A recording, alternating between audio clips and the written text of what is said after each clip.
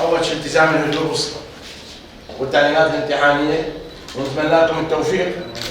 هاي الأسئلة أجتنا مختومة من كل الجهات، من قبل وزارة التربية وهيئة التربية وتربية الحسكة، وراح نبدأ بفتح المغلف وبالتوفيق إن شاء الله.